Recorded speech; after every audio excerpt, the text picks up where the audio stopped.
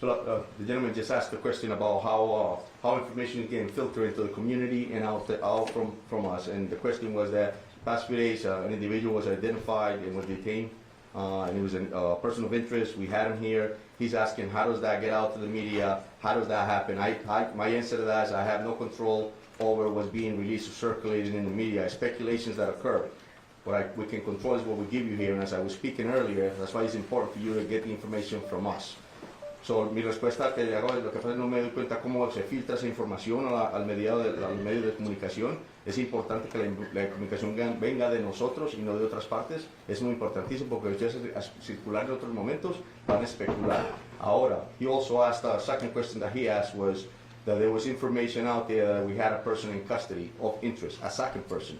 And that's not true, that's incorrect, and I don't know how that's circulated in speculation. So my answer to him is that, no, eso es mentira, hasta el momento no tenemos otra persona en custodia, lo único que tenemos es lo que acabamos de informar. And building on that, Go ahead, Chris. There appeared to be an issue with 311 services during Saturday's incident. A lot of neighbors couldn't get notification. What issues were going on there, and has that since been resolved? Yeah, so residents in the city of Providence were notified in multiple ways, and certainly through all of your outlets, all official City of Providence social media outlets, Twitter, Facebook, Instagram, and we pushed out a 311 notice. If you are not, the 311 notification system in the City of Providence, you have to sign up for it in order to receive it. And so 311 notifications did go out. If you are a resident of the City of Providence and you are not receiving 311 notifications, we urge you to please sign up. You can do so at the city's website. 311 notices have continued to go out throughout this entire incident, including up as recently as today, this afternoon, to clarify a false report with regard to a report of shots fired, which was found to be unfounded. We sent out a push notification through 311 to reassure people because in this day and age, there's a lot of misinformation. A lot of people are getting reports through non-official channels and are getting anxious as a result of it. And so 311 notifications are working fine, but you have to register for it. And you have to opt in for text messages. If anyone needs assistance for how to sign up for 311, if you are not tech savvy or if you are having problems, you can call the phone number 311, and we have staff available who will help register you.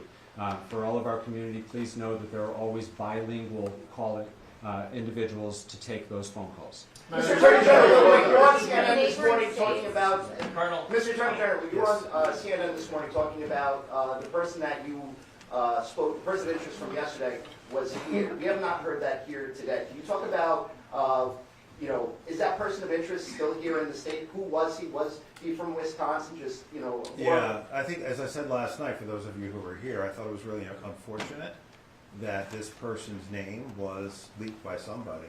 Is he clear? Well, let me finish my answer. Was leaked by, excuse me?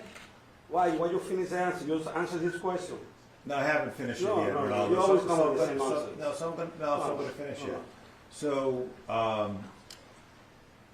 the person who was held, it was unfortunate that his name got leaked because it's one of the reasons why we use words carefully.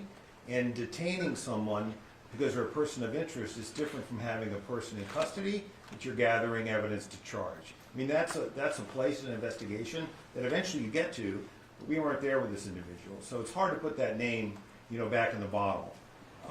He has been cleared. He is not a person of interest any longer. The investigation is now focused in another direction. But I want to clarify something the chief said. That doesn't mean that while part of the team was focused on him, other leads weren't being followed up on. What's critical here is that we reconstruct, and the police notice, our prosecutors are working with them, it's critical that we reconstruct this man's movements, both before and afterwards. And my hope is that we will eventually have that pattern. But when you ask staff why are they looking in particular areas, where he was and what his movements are developing as we obtain additional evidence.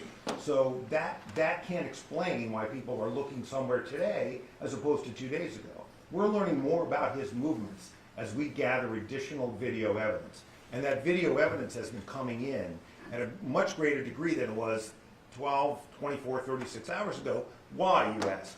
Some people were away for the weekend, some of these places were businesses. So what the team is doing, there are a bunch of teams doing different things, exploiting electronic evidence, exploiting physical evidence, meaning forensic evidence from the crime scene, canvassing the neighborhoods, and those are the threads that when you pull them, will open this case up. And that has been true over the course of my career, and I'm confident it'll be true again here. General, to that note, General, Yeah, go ahead, Nolan, I'll get out of the way. I Go ahead. appreciate it. And this kind of follows up on what Colonel Perez said about, to the general public to use official Providence police channels, be it YouTube or whatever. Are we doing a good job here? Is the media doing a good job in the ultimate goal right now of trying to locate this person?